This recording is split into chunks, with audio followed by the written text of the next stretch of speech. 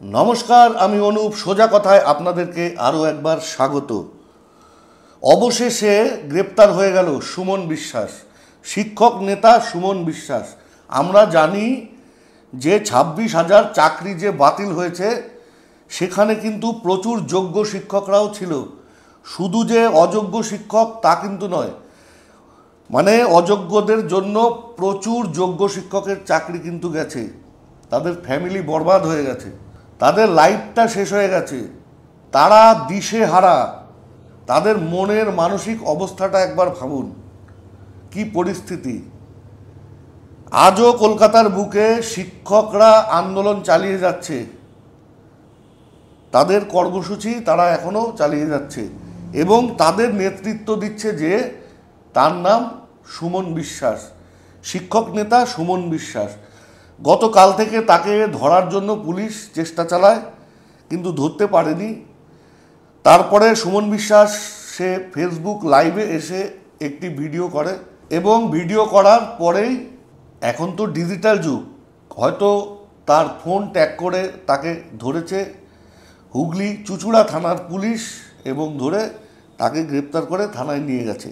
তো ফেসবুক লাইভে এসে সে সুমন বিশ্বাস কি বলেছে আগে সেটা দেখুন, তারপর বিস্তারিত আসছি। নমস্কার, শুভ সকাল। আপনাদের সকলের জন্য খুবই শুভ সকাল। আর আমার জন্য আজকে ভোর রাতে চুঁচুড়া থানার 200 পুলিশ বাহিনী আপনাদের সুমন বিশ্বাসকে ধরার জন্য তারা অভিযান চালায়।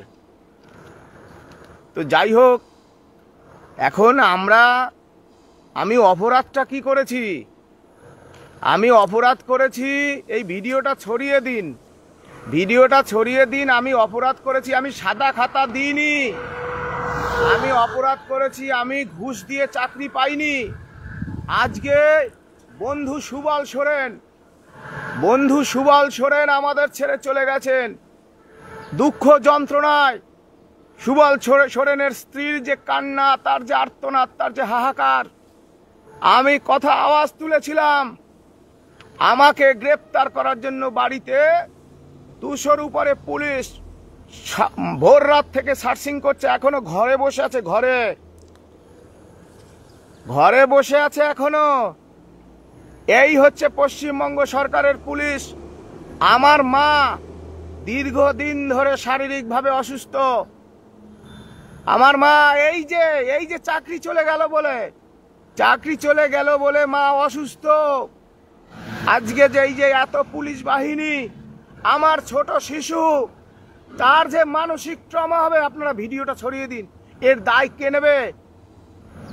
কে নেবে? জীবনে কোনো পুলিশ আমাদের বাড়িতে আসেনি।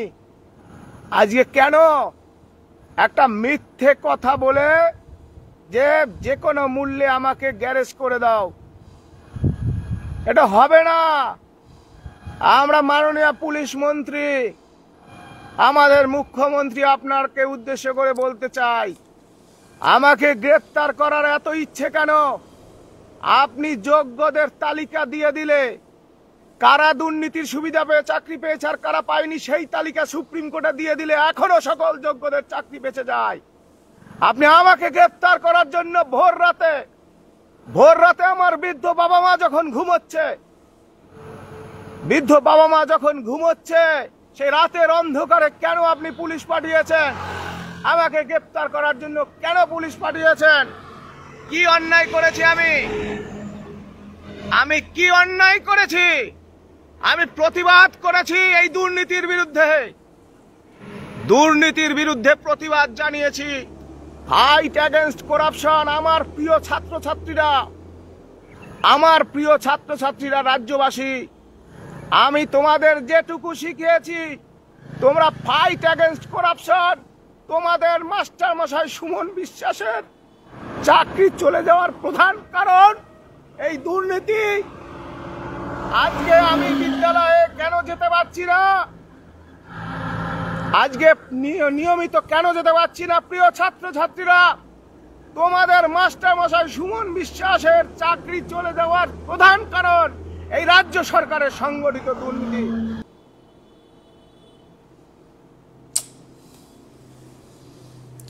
কতটা আর্তনাদ, কতটা কষ্ট হলে মানুষ এভাবে বলতে পারে বলুন তো? যে বলছে আমি স্কুলে যেতে পারছি না, কতটা কষ্ট হলে একজন শিক্ষক যে স্কুলে যেতে পারছে না তার মনের অবস্থাটা একবার ভাবুন। তারপরে এখন তো পুলিশ অ্যারেস্ট করেছে। তো বিষয় হচ্ছে দিন দিন যেভাবে মানুষের গণতান্ত্রিক অধিকার কেড়ে নেওয়া হচ্ছে আজকের এই পশ্চিম বাংলায়, সেটা কিন্তু একেবারেই অবাঞ্ছনীয়। সরকার ভেবেছে এদের যেই এতদিনের আন্দোলন সেটাকে রুখে দেওয়া যাবে, এবং শিক্ষক আন্দোলন কিন্তু সরকারকে যথেষ্ট নাড়িয়ে দিয়েছে। আমরা আগেও দেখেছি শিক্ষকদের বিশাল আন্দোলন। তো যাই হোক, গতকাল দেখলাম আমাদের রাজ্যের কিছু বুদ্ধিজীবীরা প্রেস মিট করছে। কেন? বাংলাকে কলঙ্কিত করা হচ্ছে। যে সিনেমাটা দ্য বেঙ্গল ফাইলস, সিনেমাটা রিলিজ না হওয়ার জন্য এই বুদ্ধিজীবীরা কালকে সাংবাদিক সম্মেলন করেছে এবং বলছে এই সিনেমা মানেই বাংলাকে অপমান করা, বাংলাকে কলঙ্কিত করা। মানে আপনারা বুদ্ধিজীবী ঠিক আছে, মানে কত বড় বুদ্ধি হলে সিনেমা না দেখেই বলে ফেলে এটা বাংলাকে কলঙ্ক করা। মানে সিনেমার কাহিনী না দেখেই, না শুনেই, না জেনেই বাংলাকে কলঙ্কিত করার সিনেমা বলে ফেললেন।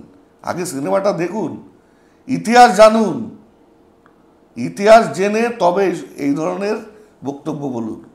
আর সারা জীবন পড়াশোনা করে যে সমস্ত ছাত্রছাত্রীরা একটা চাকরি পেল, এতদিন পরে সেই চাকরিটা চলে গেল যোগ্য হওয়া সত্ত্বেও, তাদের নিয়ে তো একটা সাংবাদিক সম্মেলন এই বুদ্ধিজীবীগুলো কখনো করতে দেখিনি। আমি জানি না বুদ্ধি কি বাজারে বিক্রি হয় কি না, তা না হলে এদের মাথায় এত বুদ্ধি আসলো কোথা থেকে? তো যাই হোক বন্ধুরা, খুব তাড়াতাড়ি চাইব সুমনও রিলিজ পায় খুব তাড়াতাড়ি, এবং এই আন্দোলনকে আরও সংগঠিত করে তাদের ন্যায্য দাবি যেন ফিরিয়ে আনতে পারে, এটা আমরা সকলেই চাইব। আজকের মতো এ পর্যন্তই। সঙ্গে থাকবেন সোজা কথায় অনুপের সঙ্গে। আর হ্যাঁ, চ্যানেলটা অবশ্যই সাবস্ক্রাইব করে দেবেন। নমস্কার।